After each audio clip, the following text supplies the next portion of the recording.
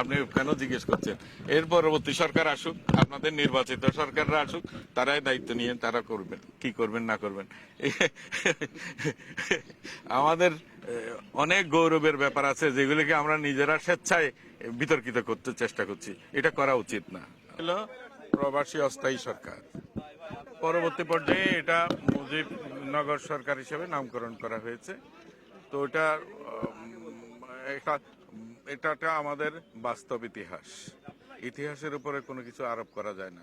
ইতিহাস ইতিহাসেই। আমরা কি গতকালে ফেরত যেতে পারবো? পারবো না। এটা তো অতীত হয়ে গেছে। এটা আমাদের অত্যন্ত গৌরব এবং বীরত্ব ব্যঞ্জক অধ্যায়। এইখানে যে প্রবাসী সরকার বলি, আমরা অস্থায়ী সরকার বলি, যে সরকারের শপথ গ্রহণ, এখানে এটা জাতির জন্য অনেক গৌরব উজ্জ্বল একটা অধ্যায়। এটা অমলিন থাক। আমরা চিরকাল যেন এই শ্রদ্ধা ভালোবাসায় সবাই যেন এটাকে বরণ করতে পারি, এটাকে উদযাপন করতে পারি। এইটা মেহেরপুরকে, বৈদ্যনাথ তলাকে, এই অঞ্চলকে ধন্য করেছে এই অনন্য অনুষ্ঠান। কারণ এটা মুক্ত অঞ্চল ছিল তখন। দেশি বিদেশি অনেক সাংবাদিক সেই সময়ে এখানে উপস্থিত হয়ে এই শপথ গ্রহণ অনুষ্ঠান করেছে। 10 তারিখে সরকার গঠিত হয়েছে, কিন্তু শপথ গ্রহণ হয়েছে এখানে 17 তারিখে। এটা এই অমোচনীয় জাতির ইতিহাস, এটা অনির্বাণ থাকবে চিরকাল। এটাই আমাদের কামনা।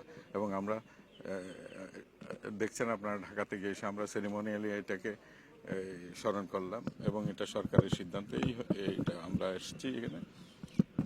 এটা আমরা মনে করি যে জাতির ইতিহাস কোনো কিছু আরোপণ ছাড়া যেন আমরা সবাই মিলে যেন সম্মিলিতভাবে উদযাপন করতে পারি। সাংবিধানিক তো তখন হয়েছেই নিশ্চয়ই। এখানে যারা নির্বাচিত, তখনকার নির্বাচিত যে আমাদের নেতৃবৃন্দরা ছিলেন, তারাই তো এই সরকার গঠন করেছে।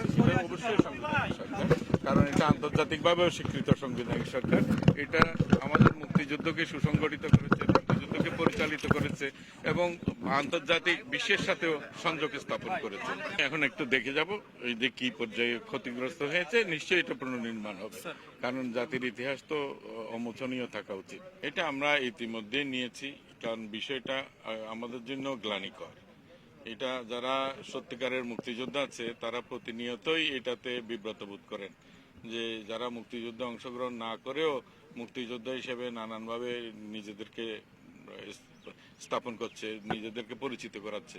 তো এই ক্ষেত্রে আমরা অনেক উদ্যোগ ইতিমধ্যেই গ্রহণ করেছি। কিছু বিষয় আছে আদালতের রায়ের অপেক্ষায় আছে। আমরা আদালতে আমরা কন্টেস্ট করছি। অনেক কটা মামলা আছে, প্রায় 2700-র উপরে মামলা আছে, বিভিন্ন রকমের রিট মামলা, এই সংক্রান্ত মামলা। এগুলি নিষ্পত্তির প্রয়োজন আছে। আমরা একই ধরনের যে সমস্ত মামলা, সব মামলাকে একসাথে করে আমরা চেষ্টা করছি যাতে এগুলি আদালতের একটা রায় পাওয়া যায়। এটাকে আগে কি পর্যায়ে আছে আমার একটু দেখি। আজকে তো প্রথম আসলাম, আমি একটু ঘুরে দেখবো এখন। দেখার পর এখানে কোন কোন জায়গায় কি কি সংশোধন করার লাগবে এটা করা হবে। যেটাই করা হবে সেটা ঐতিহাসিক বস্তুনিষ্ঠতার নিরিখেই করা হবে। কোনো কিছুই আরোপিত হবে না, আর কোনো কিছু সত্যকার ইতিহাস মোছানো যাবে না।